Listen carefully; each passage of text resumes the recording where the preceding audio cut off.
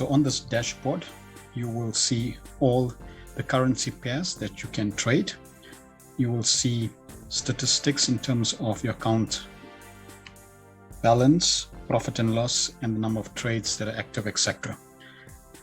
So what you're going to do is, first, you're going to go to the back end. I'm going to quickly go to the back end. So you go to your back end, and in the back end, under your FXOracleAutoDashboard, which you can go from this link, you will see at the bottom, as we mentioned, FXOracleAutoTrend. You click on that and it will bring up the dashboard where you can see under AI1, this is the trend configuration that you need to set for AI1 and for AI2. So what we want you to do is you're going to match the trend for all the currencies and configure them according to what you see here onto your MT4 platform. And on a daily basis, just monitor and check if there are any changes. They don't change regularly.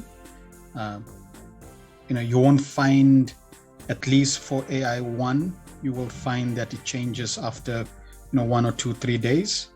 AI2 will be a little more shorter time frame, but the goal is to have a look at these two AI1 and AI2 directions and follow the trading aligned to those directions. So I'm going to configure, at least for these currencies, I'm just going to configure the trend direction on my MT4 platform, and we're going to show you how that is done. Once you have added your dashboard onto your chart, go to your back end, look at the signals in terms of the directions, and set that. You will see each time you click, it goes to buy, you click again, it goes to sell, click again, it goes to no set. Okay, so it cycles like that. So you basically want to set it according to the back end.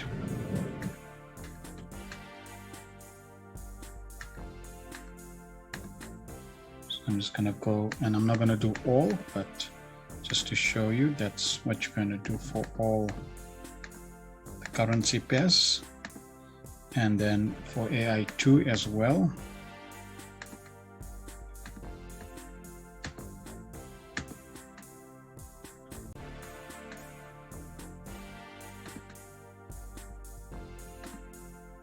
All right, so you're going to do that for all the currency pairs, right? This tells you now that you're only going to take the trades in the direction of AI1. So what you can do now is this column tells you that the trades that you're going to take.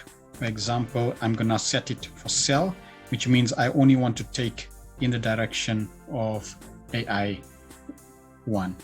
If you want to combine the AI1 and AI2, so for example here, if I just only want to take on AI1 direction, I can keep that as buy.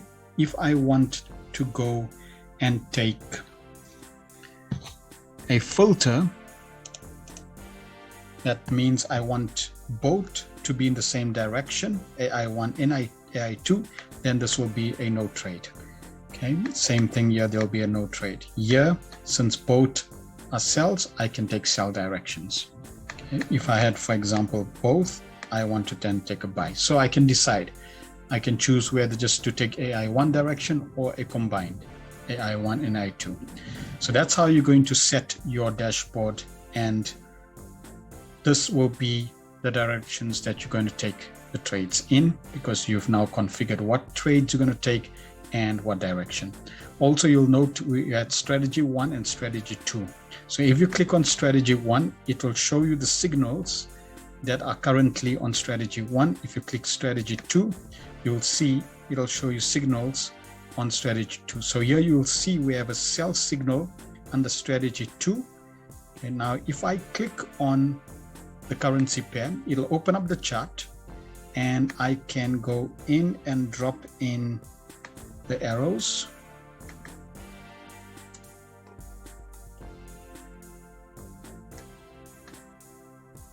So if I load the arrows, I will now need to go, you'll see strategy 1, I need to go to strategy 2, and you will see the actual arrow that was showing on the dashboard.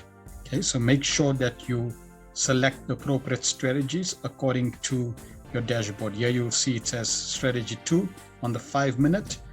We have a sell. Now we only take trades on the 15 minutes. So now you notice here on the 15-minute, if I go to strategy 1, there are no signals.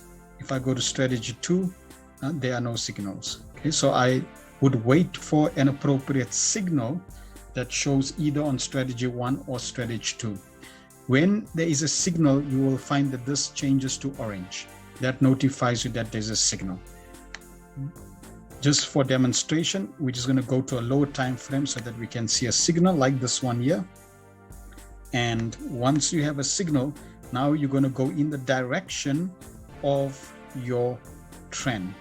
So our direction was clearly for this one here. We can see we're not taking this trade since we wanted both to align. So we're not going to take this trade. So that signal is a 5-minute signal. It's now not active, and I'm going to now wait for the next signal. Just going to see if there's. All right, so I'm going to just use that as an example. Let's assume that on that currency pair, I had a sell and I want to go short. So assume that this is that currency pair, and now I'm going to go short. So on the arrows, you can show both directions. Here you'll see buys and sells. You can show only buys, and you can show only sells. Because my direction is to sell, I'm going to click sells only. So now my intention is only to take sell trades in the direction of the trend. I can choose a strategy A1, so you'll see that there will be less arrows, or the arrows will be located in different positions. I can choose A2.